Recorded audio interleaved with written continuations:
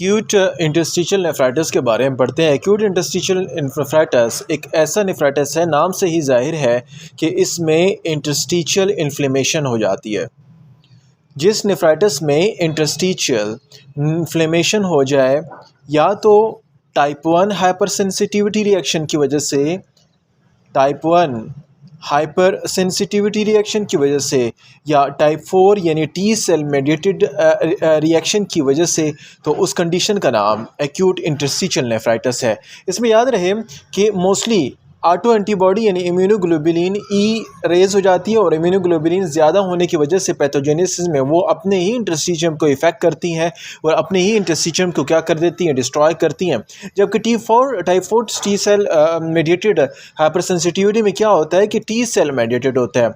अपने T cells जो है वो डैमेज काज करते हैं किसके, इंटरस्टिशियम की, तो उसका नाम एक्यूट इंटरस्टिशियल नेफ्राइटिस है, या इसे ट्यूब्यूलो इंटरस्टिशियल नेफ्राइटिस भी कहते हैं। याद रहे कि इसमें कुछ फीचर्स हैं। फीचर्स आपने याद रखना है कि एक्यूट इंटरस्टिशियल नेफ्राइटिस में सबसे पहले क्या होगा, वही कहानियाँ हैं कि फीवर होगा, फीवर के साथ साथ रैशेस अपीयर होते हैं और हेमाचूरिया होता है,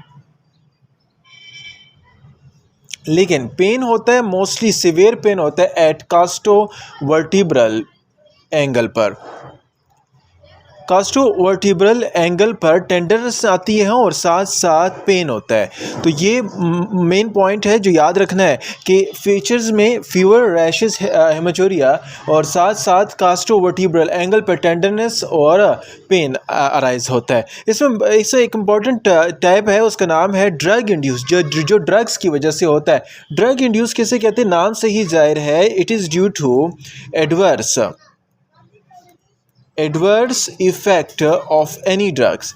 किसी भी ड्रग्स के एडवर्स इफ़ेक्ट की वजह से नेफ्राइटिस हो जाए इंटरस्टिशियम में, उसका नाम ड्रग इंड्यूस नेफ्राइटिस है। अभी कौन कौन से ड्रग्स हैं जो क्या करते हैं, ड्रग्स इंड्यूस नेफ्राइटिस काज करते हैं। सबसे पहले आपने याद रखना है कि पीस, डिफरेंट पीस आते हैं इसमें ड्रग्स में। नंबर 1 पहले जो है पी यानी यूरिन करना, यानी डायूरेटिक्स।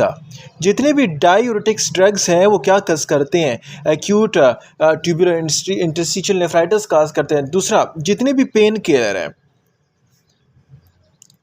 पेन किलर में एनसैड आते हैं, एनाल्जेसिक आते हैं, जितने भी हैं वो क्या काज करते हैं, वो ड्रग इंड्यूस नेफ्राइटिस काज करते हैं। नंबर 3 पेनिसिलिन आता है। पेनिसिलिन में फिर जिस तरह मिथाइसिलिन या एम्फिसिलिन वगैरह आते हैं वो ये काज करते हैं। इसके साथ साथ सिफेलोस्पोरिन, इन ड्रग्स की वजह से क्या होता है, नेफ्राइटिस। नंबर 4 दूसरा जो है उसका नाम है प्रोटॉन पंप इनहिबिटर, ओमिप्राजोल, एस्मोप्राजोल वगैरह जो है वो ये काज करते हैं। नंबर 5 वन इज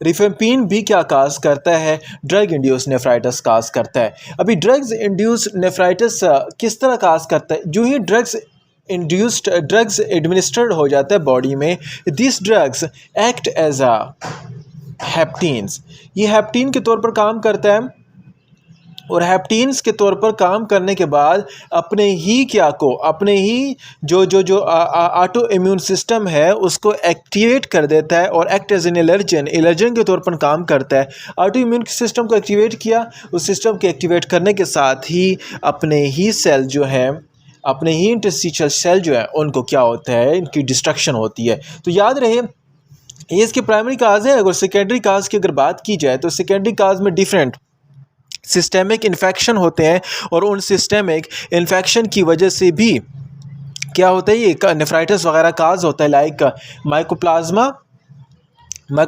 निमोनिया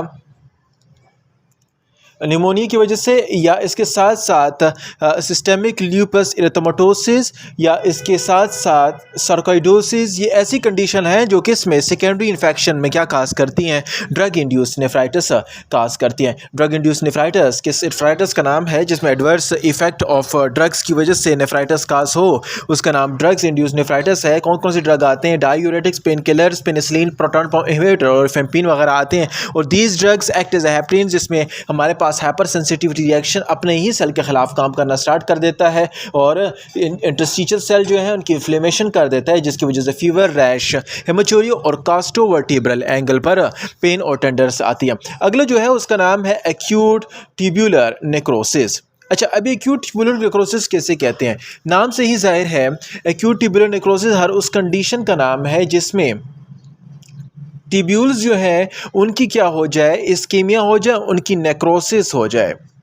किस वजह से नेक्रोसिस हो जाए? डैमेज हो जाए, there is a damage to tubular epithelium. Tubular epithelium को डैमेज हो जाए और जो ये एपिथेलियम डैमेज होगा तो एपिथेलियम के डैमेज फ्रीनोट्यूबुल डैमेज होने के साथ क्या होगा? Decrease GFR, glomerulus filtration rate कम होगा, इंक्रीज सीरम क्रिएटिनिन। सीरम का जो क्रिएटिनिन लेवल है ये क्या हो जाएगा? सीरम का क्रिएटिनिन लेवल ज़्यादा होगा